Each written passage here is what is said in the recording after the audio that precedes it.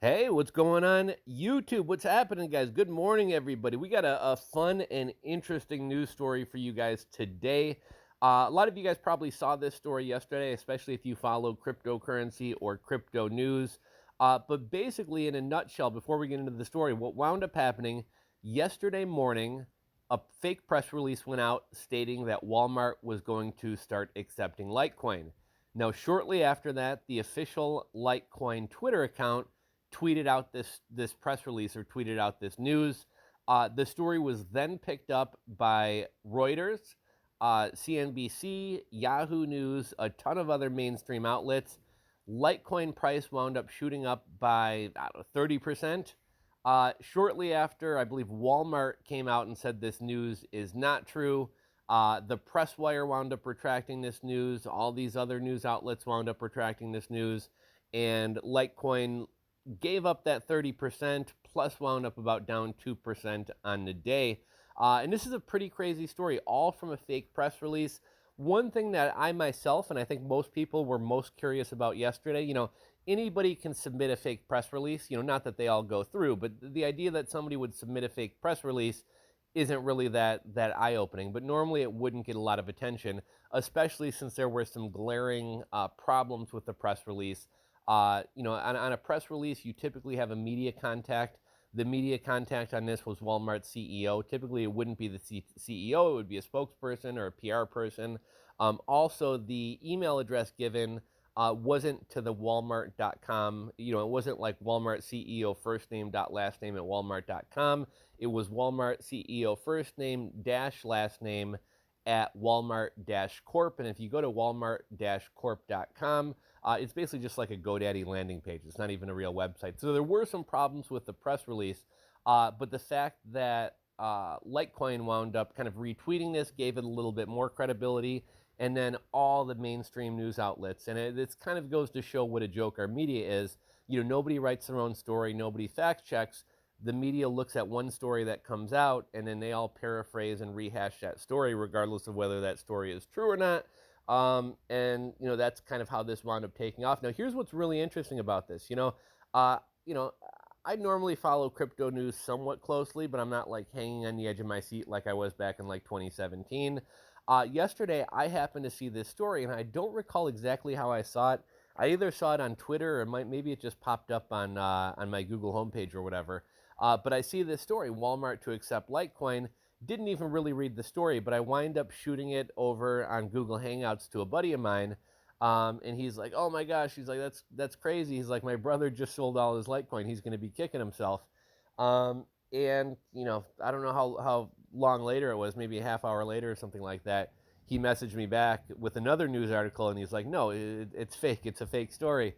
And I was like, "Oh shit, that's pretty crazy." Now the thing most people wondered about was how was somebody able to not only submit a fake press release, but also get the official Litecoin account to tweet out this press release.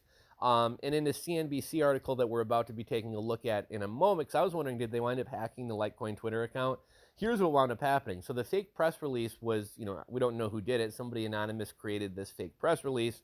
Apparently, Litecoin has some, they kind of make it sound like they had some young, lowly social media manager who, quote unquote, jumped the gun and posted this story. And so I thought that was kind of interesting.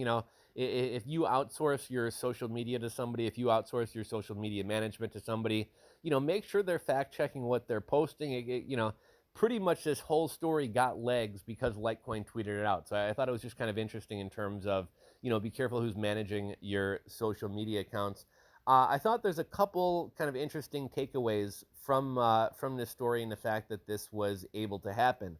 I think it goes to show that not only the crypto market, really all markets, but especially the crypto market is easy to manipulate, and fake news, and you just put out some fake news and everybody's jumping all over it. Why was this able to happen? I think two things. The media, everybody wants to be the first to run with some story. And I think, decades ago, the news might have been more interested in being accurate, and they might have held back a story to verify it. Today, they don't care if it's accurate or not. They want to be the first one to put out the news. And, if it winds up being false or something like that, they'll correct it later. But they're not so much concerned with accuracy as being the first person to put news out. Another part that's kind of interesting about this, I think it goes to show that you should not FOMO into coins. There was really no technical changes in Litecoin. There was nothing, groundbreakingly new that happened with Litecoin. But kind of why this was allowed to happen, not only do you have the media wanting to be the first to run with the story, but in the fast-moving crypto space, everybody wants to be the first one to learn about the news. What do they say? Buy the rumor, sell the news. Everybody wants to be the first one to hear about something. They want to buy in on this information. This, I guess I don't want to call it inside information because it's not inside, but they want to find out about this little known information, buy into a coin before the price of the coin reflects that news. And then, ideally you wind up selling before kind of the hype dies down. But because the media wanted to be the first to run with this story and crypto traders wanted to be, the first to get into this coin, it caused the price to surge. I think this also goes to show that the media sucks. Nobody fact-checked anything. Nobody contacted Walmart to verify this. Nobody contacted Litecoin to verify this. Another interesting takeaway, decentralization comes at a cost. Even though in this article they say they're going to try to get to the bottom of who did this, they're not, right? If somebody was clever enough to do this, I imagine they covered their tracks, didn't reveal their IP address, et cetera, et cetera, et cetera. So, nobody's going to be punished for this. And, I guess that's kind of the cost that freedom of decentralization comes at. And I think it also goes to show that, even though cryptocurrency seems to be so established today, we're still early in the game if something like this can happen and something like this can move markets. So let's get into the story. Walmart says crypto payments announcement is fake. Litecoin tumbles after the spike. And when I first heard about this yesterday, one of the first things I did was Google like Walmart Litecoin and go to Google News. And, because I don't know that I thought it was fake, but, I wanted more information, and B, I was a little bit skeptical. Litecoin is a great coin. It's, I've kind of given up on it at this point, but it used to be one of my favorite coins. I do think it makes a lot of sense for transactions. But when I heard that Walmart was accepting Litecoin, it almost seemed too good to be true, right? Like, it's like, I know Doge is a shit coin, but just due to the popularity and how much in the media, I would almost expect them to even do Doge over Litecoin. Even though Bitcoin doesn't make as much sense from speedy transactions and cheap transactions as Litecoin does, I would almost expect it to be Bitcoin over Litecoin. So there was something in my head that was like, something about this doesn't seem right. But when I went on Google News and saw every major news outlet sharing this story, I figured, well, I guess it must be true, right? Walmart says crypto payments announcement is fake and Litecoin tumbles after the spike. Cryptocurrency Litecoin gave up a 20% gain and tumbled back down to earth following a fake press release sent out by Globe Newswire that referenced a partnership with Walmart. It was actually more like a 30% gain, not a 20% gain. For anybody who's wondering what like Globe Newswire is, there are these PR services. Now, in the world of digital marketing and SEO, this used to be a pretty big strategy, right? Like if you were rolling out a new product, you would write out your own press release. So, if I was rolling out a course on affiliate marketing, I might write my own press release.